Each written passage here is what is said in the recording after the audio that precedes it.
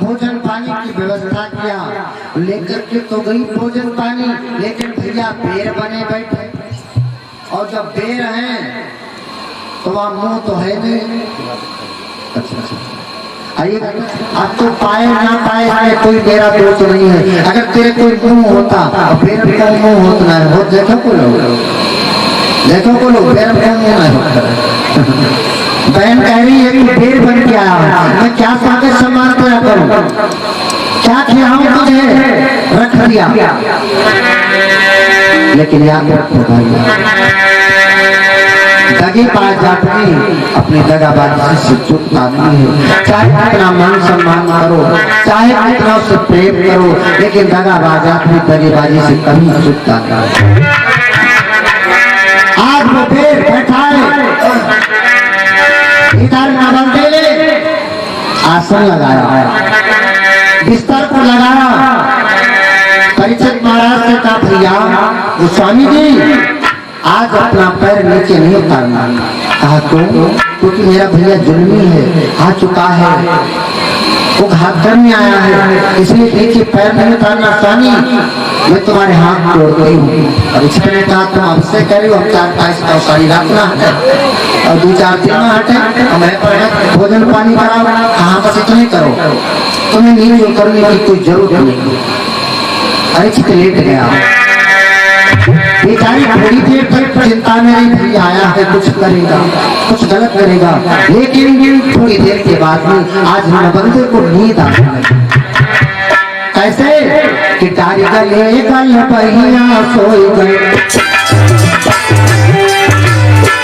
तारी गले गल पहिया सोई गए, तो प्यारे प्यारे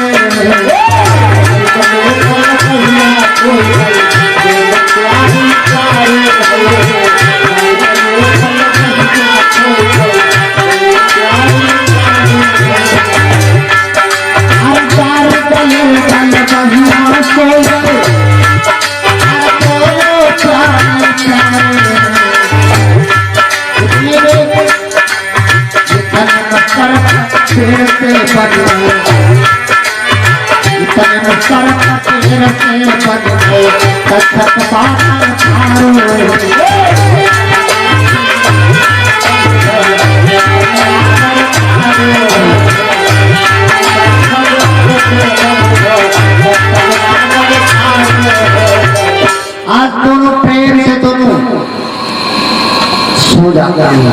इधर जो बेर है, बेर से सर्प बन गया और सर्प बन करके चारपाई के चक्कर लगाने लगा। अब उसे चारपाई पर चढ़ने का कोई मार्ग नहीं मिला। लेकिन क्या हुआ, नवलदेव जो बालों में जुड़ा बांधी थी, आज नवलदेव के बालों से जुड़ा खुल गया। मैं तो यही कहूंगा कि नवलदेव की किस्मत का जुड़ा खुल गया, बालों में बना जुड़ा खुल गया। और जब बाल बिखर गए तो थोड़े बाल चारपाई के नीचे लटकने लगे। विद्वान कहता है सर्प कैसे चढ़ा, क्योंकि सर्प कभी मतों से नहीं चढ़ता है। क्यों? क्योंकि चारपाई में 4 मते होते, सत्य के चरण 4 होते, 4 चरण होते हैं। सत्य के चारों चरणों का सर्प उल्लंघन नहीं करता है। जब तक 5वीं वस्तु नहीं पाएगा तब तक नहीं चढ़ेगा। आज तक्षक की निगाह पड़ गई, कैसे चढ़ूं? तब तक क्या देखा, नवलदेव के बाल खुले हैं, चारपाई से लटक रहे। क्या किया उसने? लटक रहे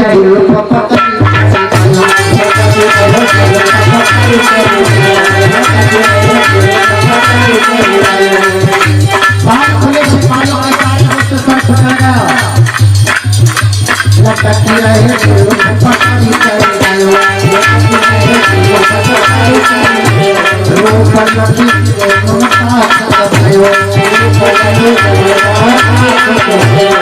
जैसे दोनों की सूरत को देखा है परमात्मा, हाय मेरे पिता की बुद्धि मारी गई। ऐसी जोड़ी अगर मैं ढूंढता तो साथ बहन में इतना बढ़िया बहनों नहीं मिलता। कितना सुंदर है आज परीक्षित महाराज तुम्हारे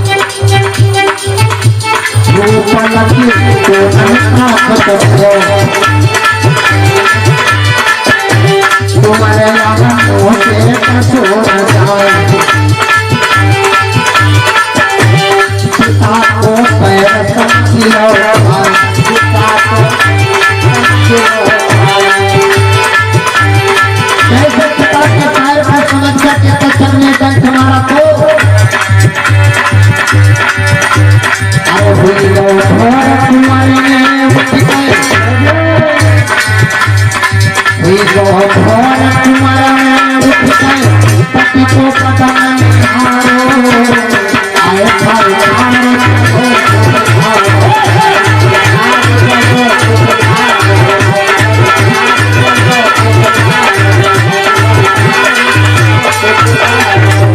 तक्षक ने सब बालों के सहारे से चढ़ गया चारपाई के ऊपर और जैसे चारपाई पे जाकर के पहुंचा तो देखा दोनों को बड़ा सुंदर चेहरा आया।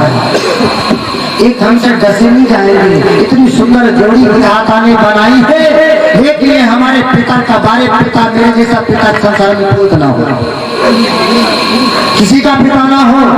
इतनी बढ़िया जोड़ी को नष्ट कर देना चाहता है, लेकिन याद आया अगर नहीं बचूंगा वापस जाऊंगा तो जैसे हमारे भैया को श्राप लगा वैसे पिताजी मुझको श्राप दे देंगे। पिता के डर के कारण तक्षक ने डंक मारा और डंक मार दिया।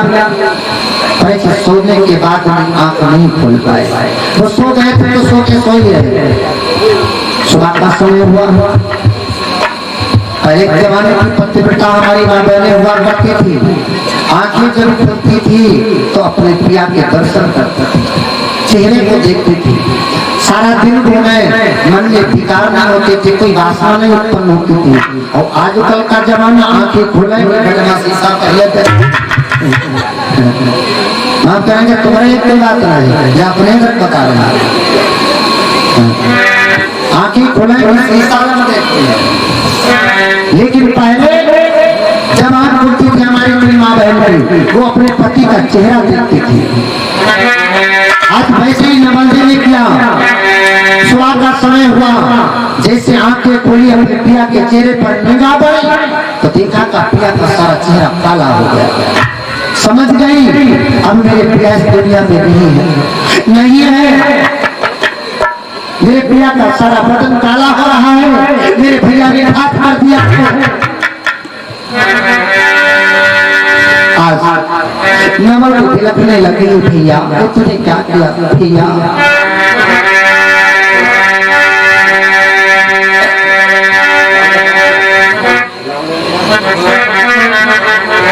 आज नमल जैसे अपने पिया के चेहरे को देखा, एक माँ की लाल करके आंखों के कतरे भर करके आज नमल तिलक तिलक करके रोती भैया।